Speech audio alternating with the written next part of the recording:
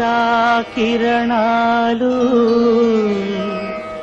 తిమిర సంహరణాలు. ఈరోజు ముఖ్యాంశాలు.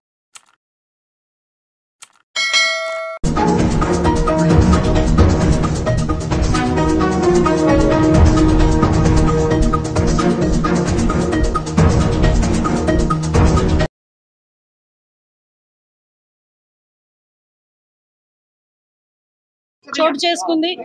ఒక అమ్మాయిని మైనర్ బాలికని 9వ తరగతి చదువుతున్న ఒక మైనర్ బాలికని అతి కిరాతకంగా హత్య చేయడం అనేది మనందరం కూడా చూస్తున్నాము. అక్కడ ఆల్రెడీ టీమ్స్ కూడా దాని మీద వేస్తున్నాము. ఎస్పీ గారితో నేను ఇన్ఫర్మేషన్ తెలిసిన వెంటనే ఎస్పీ గారితో నేను మాట్లాడి పొజిషన్ ఏంటని కూడా కనుక్కోవడం జరిగింది. విషయం ఏంటంటే ఏదైతే ఒక అమ్మాయి ఇంతకు ముందు ఆ అమ్మాయిని ఇబ్బంది పెట్టి పోక్సో చట్టం ద్వారా అబ్బాయి జైలుకి కూడా వెళ్ళాడు. మొన్న రిమాండ్ కూడా పంపించారు. మొన్న రీసెంట్ గా ఒక 15 రోజుల క్రితం అతను జైలు నుంచి బెయిల్ మీద బయటకు వచ్చాడు. వచ్చిన తర్వాత ఆ అమ్మాయిని హత్య చేయడం జరిగింది. దానికి సంబంధించి ఇంచుమించుగా 18 పేజీల వాంగ్మూలం కూడా ఇంచుమించు వాంగ్మూలం ఒక లెటర్ కూడా పెట్టున్నాడు అక్కడ. అతనైతే ఇప్పుడు మనకి పరారులో ఉన్నాడు. ఎట్టి పరిస్థితుల్లోని కూడా పోలీస్ డిపార్ట్మెంట్ అంతా కూడా సుమారుగా 8-9 బృందాలు కూడా ఏర్పాటు చేయడం జరిగింది. అన్ని బృందాలు కూడా ఈ రోజు అతనికి పట్టుకోవడానికి ప్రయత్నం కాదు, ఎట్టి పరిస్థితులు పట్టుకొని తీరుతాయి. ఎందుకంటే ఎవరు చట్టం ముందు ఎవరు కూడా తప్పించుకునే పరిస్థితికి లేదు. డెఫినెట్గా ఎవడైతే హత్య చేశాడో అతన్ని ఇమీడియట్గా మేము పట్టుకునే ప్రయత్నం కాదు, పట్టుకొని తీరుతాం. డిపార్ట్మెంట్ వాళ్ళకి కూడా చాలా క్లియర్ ఇన్స్ట్రక్షన్స్ వెళ్ళి చంద్రబాబు నాయుడు గారు, లోకేష్ బాబు గారు, పవన్ కళ్యాణ్ గారు కూడా దీని మీద ఆరా తీయడం జరిగింది, నాతో మాట్లాడడం జరిగింది.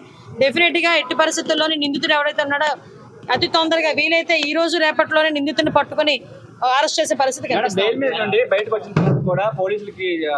కొన్నిసార్లు వెనక పడుతున్నారని చెప్పేసి ఫిర్యాదు చేయడం జరిగింది. అయినా సరే పట్టించుకోలేదు.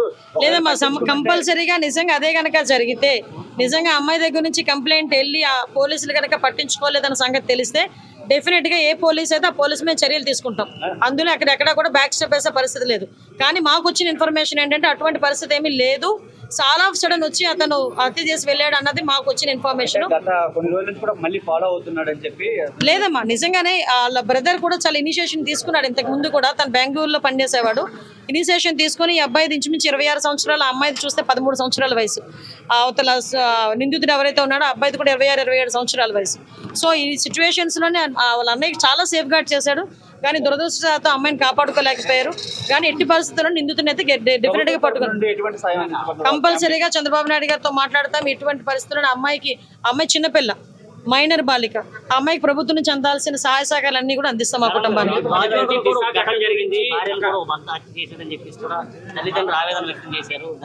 అమ్మ విషయం ఏంటంటే మేము చాలా సందర్భాల్లో చెప్పున్నాము, చాలా సంఘటనలు జరుగుతున్న సందర్భంలో పోలీస్ డిపార్ట్మెంట్ వాళ్ళు కూడా చాలా ఫర్మ్గా ఉన్నారు. లాస్ట్ టైం మీరు చూసారు, చీరాల సంఘటన జరిగిన తర్వాత సుమారుగా 36 గంటల నిందితులను పట్టుకొని మేము రిమాండ్ కూడా పంపించుకోవడం జరిగింది.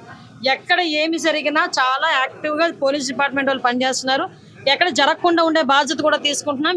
వీటన్నిటికీ కూడా మూల కారణం గాంజాయి మత్తులో చాలా మంది చేస్తున్నారు, డ్రగ్స్ మత్తులో చేస్తున్నారు. కాబట్టి వాటిని పూర్తిగా ప్రక్షాళన చేయడానికి ఒక క్యాబినెట్ సబ్ కమిటీని కూడా ఏర్పాటు చేసుకుని మొన్ననే మేము టాస్క్ ఫోర్స్ కూడా ఏర్పాటు చేయడానికి కూడా సిద్ధంగా ఉన్నాం.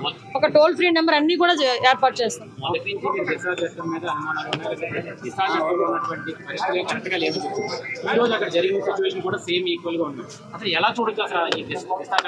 దిశ చట్టమే లేదండి. చట్టం లేని దాని గురించి మీరు మాట్లాడుకోవడం అనవసరం. ఫస్ట్ థింగ్, దిశ చట్టం అనేది లేదు కాబట్టి దిశ చట్టం గురించి మాట్లాడుకోవాల్సిన అవసరం లేదు. ఇప్పుడున్న చట్టాలను బలోపేతం చేసుకుని మనం ఫర్దర్ గా ఎటువంటి ఇబ్బంది లేకుండా చూసుకునే బాధ్యత తీసుకుంటాం. న్యాయ నిపుణుల సలహాలు కూడా మేము తీసుకుంటాం.